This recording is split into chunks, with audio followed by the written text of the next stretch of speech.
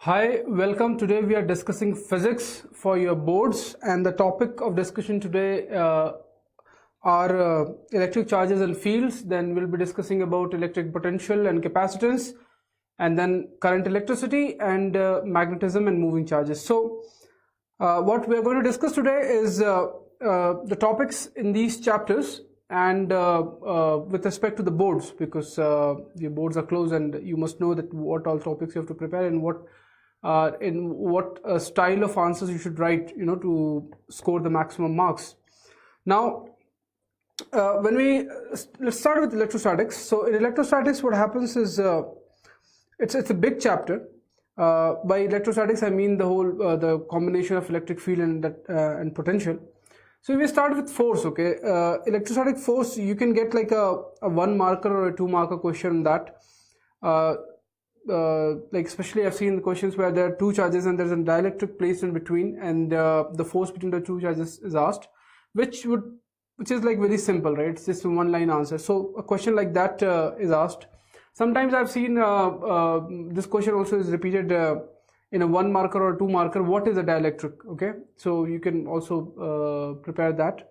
It's a theoretical question, so you have to write just 2 lines, and it is always good whenever possible to give an example or a diagram.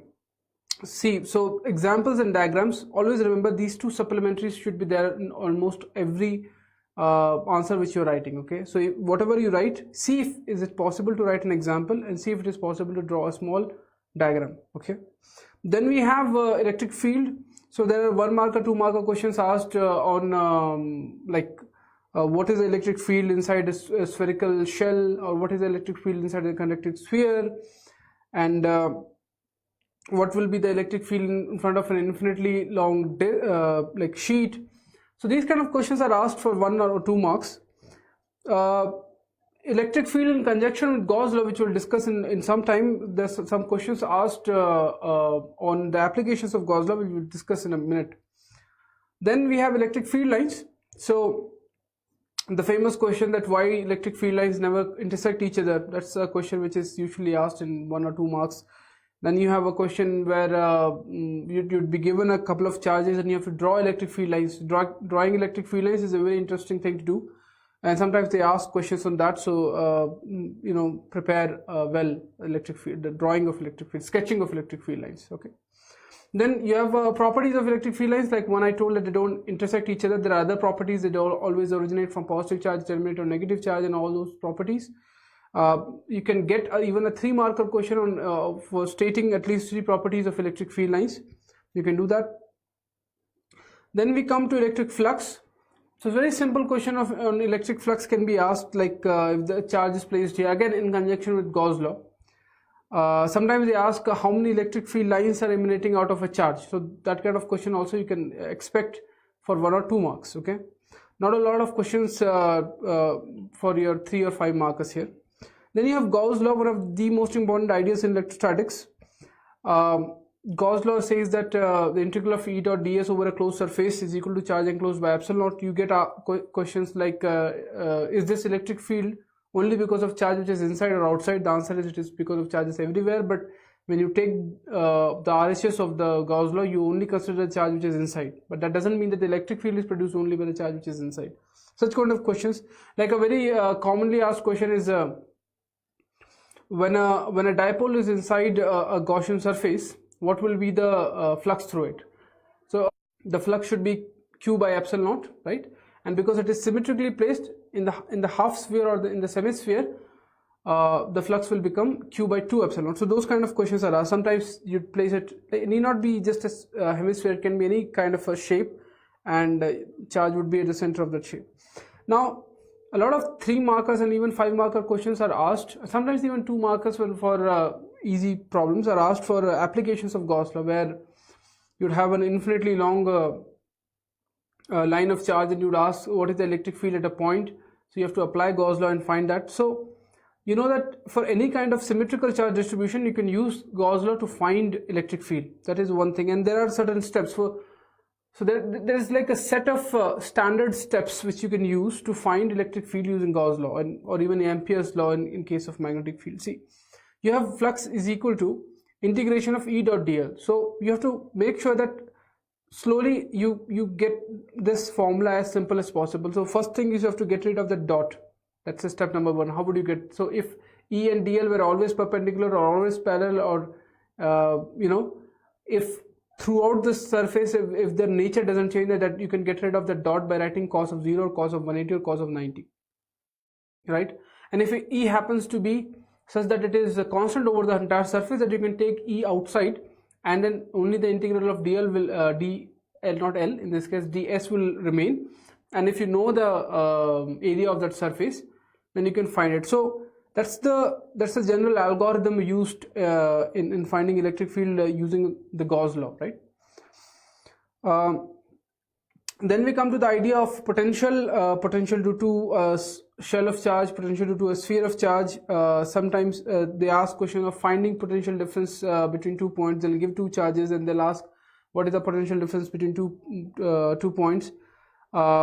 You'd have an electric field and there would be a charge moving in that electric field in different directions, and they might ask what is the change in the potential difference. So you know that when you move along the field, the potential changes, and when you move perpendicular to the field, the potential doesn't change. In fact, when you move against the field, the potential will increase. When you move with the field, the potential will decrease. And when you move perpendicular to a field, the potential does not change, right?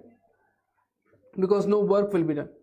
And then sometimes a 5-marker question is asked on where they ask you define electric potential and also find the electric potential due to a point charge at a point in space. So again, you have to go bring a unit positive charge from infinity to that point where you want to find the potential, and you have to find the work done per unit charge, right? Then you get questions on equipotential surfaces.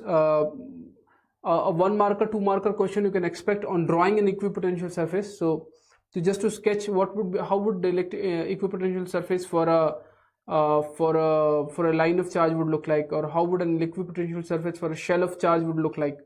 So sketching of equipotential surface is also a question which they ask in the boards, or sometimes for even a 3-marker you can get a question where you have different equipotential surfaces at different potentials given, and you have to figure out the electric field which is going on between them. Then a usual 3-marker or a 5-marker question is asked from right. If you have 5 charge, then it will be 5 C2 pairs or 5 C2 terms in your energy expression, because for every pair you're getting a term, kq1 q2 by r12 plus k q1 q3 by r13 plus q k q1 q4 by, like that, nc2 or number of charges, c2 number of terms you'll get. Okay, then you have in electrostatics conductors. Very simple questions are asked from conductors. What will be the electric field inside a conductor under electrostatic condition? You know that is E0. That's a 1-marker question. Sometimes they give you a conductor, some shape of a conductor, and some edge of the conductor would be pointed, and they'd ask you which of this part of this conductor would start leaking first. So you should know that the part of the conductor which is pointed leaks first, because the potential goes higher, or the sigma there, right? The surface charge density, local surface charge density at the sharp edge is very high, because the curvature is very high, right? Because of which what happens, you know that near a conductor the electric field which gets generated is sigma by epsilon naught. So sigma if is high, then sigma by epsilon naught is also going to be high, and it will break the dielectric, which is air, and charge will start leaking out, which is the phenomena of corona discharges, if you've read that. So that happens. And then you have this idea of dipole. A derivation point of view, sometimes they ask it to state, sometimes they ask it to derive the potential and the electric field due to a dipole at an equatorial point as well as at an axial point, right? At an axial point, the 2p by 4 pi epsilon naught r cube, and equatorial point p by 4 pi epsilon naught r cube. Like in the equatorial point, the electric field direction is away, on the other end, on the opposite to the direction of the dipole, and in the axial point it is towards the direction of the dipole, right? And similarly, you can find potential at the equatorial point. The potential is 0. Sometimes they ask a question: is it possible to have electric field at a point but no electric potential. So dipole is a good example of that. At an equatorial position of a dipole, electric potential is 0 but electric field is non-zero. So and questions are asked on the stable and unstable equilibrium of a dipole. Like when it is aligned with the electric field, it is in stable equilibrium. If it is aligned exactly opposite to the electric field, it is in unstable equilibrium. And what is the energy conditions? What will happen if I leave a dipole and if I disturb the dipole in stable equilibrium, and what happens when I disturb it in unstable equilibrium? These kind of questions can be expected from dipole. Dipole is also like a topic which is usually asked. Then you have capacitance. In capacitance, you can expect a 3-marker question on a circuit of a capacitance where capacitances are placed in series or in parallel. So if capacitances are placed in parallel, then they simply add up like resistances in series, and when capacitances are exactly in parallel, then they add up. And when the capacitances are sometimes they can also ask you questions on energy of a capacitor. So many times the energy of a capacitor question is also asked, Q square by 2C. So those are the questions you can expect from a capacitor. Usually numericals are asked. So this was about the chapter electrostatics. I feel that not a lot of times a great many questions are asked from this chapter for your 5 or 6 marker or 3 marker, but a lot of small 1-2 marker or a few 3 marker questions can be developed from this chapter on your boards. Although it's a big chapter, it's a very important chapter because it sets foundation for the rest of the chapter. So of course you can't skip this. Then you have the chapter of electricity. So when it comes to electricity, the core idea is the Ohm's law. So of course you can expect a 1 or 2 marker question on Ohm's law. I don't think they'd ask a 3-mark question unless there's an additional question attached to it. 1 or 2 mark question on Ohm's law, stating what is Ohm's law.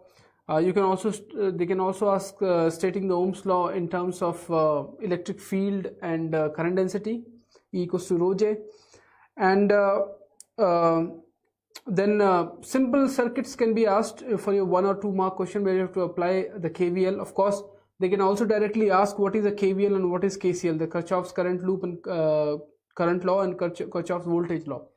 So whenever such questions, in fact, for current electricity, whenever you're writing a problem, almost 95% of the problem, you'd have to draw a circuit. So please don't hesitate in drawing a circuit, and please don't hesitate in drawing anything if you can, okay? Because once an examiner sees that the guy has drawn something, he has given some examples, he'd be convinced that the person knows the answer, okay?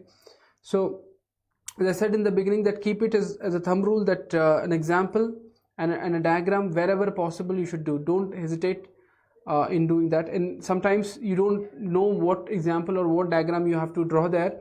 So in that case, what you just leave some few lines blank after your question, after your like answer.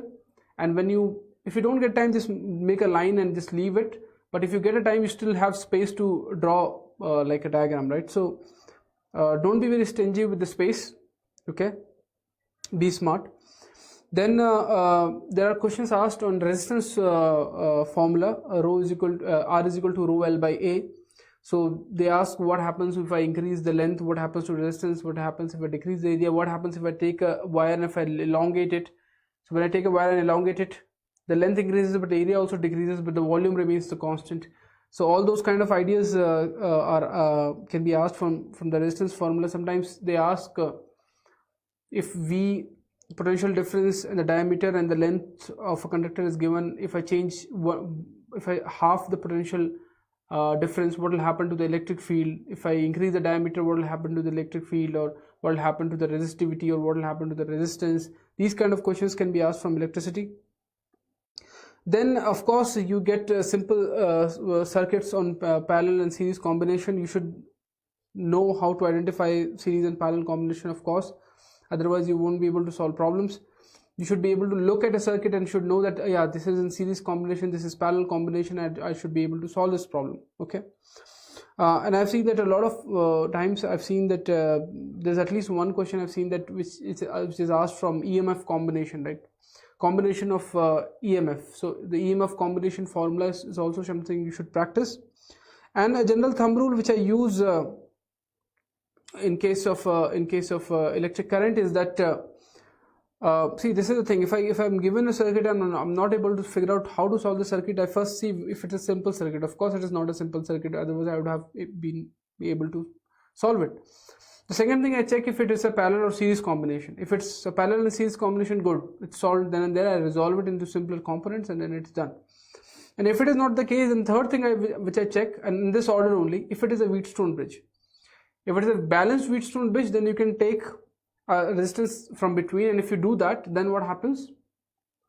Then it gets converted into a series and parallel combination. In that case, you can simply add, or like you can finally solve the circuit, right? And next thing is which is not there in your boards, but it is there in your JEE or NEET, is that if none of these works, then you look for symmetry. That if there is any symmetry in your problem, is there any point symmetry or path symmetry? And even if there is no symmetry, then in the end you apply KVL for a complex loop, okay? Because KVL, application of KVL involves writing a lot of equations, solving equations, which is tedious. So you should always try to avoid that. Then in electricity, current electricity, you can expect questions from meter bridge. You can expect questions from potentiometer. These questions are asked in 3 markers and 2 markers. So almost everywhere in electricity, there's at least like 1 or 2 questions asked. There's like they can ask a 2-marker question on finding the self-inductance of a solenoid. That is also a possible question if you include that in electricity.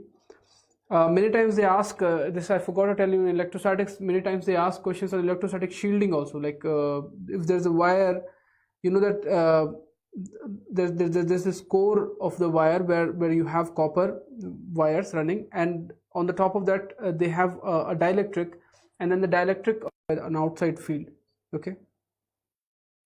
So this was majorly electricity.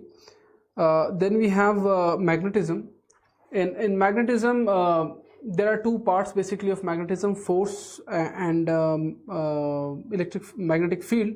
So magnetic force is, you know, that a charge experiences magnetic force which is F is equal to Q times V cross B. A usual question which is asked in boards is like, a charge enters a magnetic field which is perpendicular to the velocity, and now what kind of path it will trace? You know, it will trace a circular path. They'll ask you its radius, they'll ask you its time period. You know, the time period is independent of the initial velocity. That is also a possible question. Then they will ask you radius, velocity, basically these are the major things they ask. They can ask you the time period. So velocity, radius, time period, charge, these are the 3, 4, mass, these are the 3, 4, 5 quantities on which everything depends, right? And if it is projected in a magnetic field at an angle, then it will follow a helical path. Then the pitch of that helical path is something which can be asked, which is asked. Okay. Sometimes they ask questions as like, find the ratio of the velocity in the radii. So that is also a 3-marker question. And of course, you have Ampere's law in this case, and it comes in magnetic field. But in force, you can expect a question which I've usually seen is a question you can expect on velocity selector. You can expect a question on cyclotron, which is again a combination of magnetic field and force.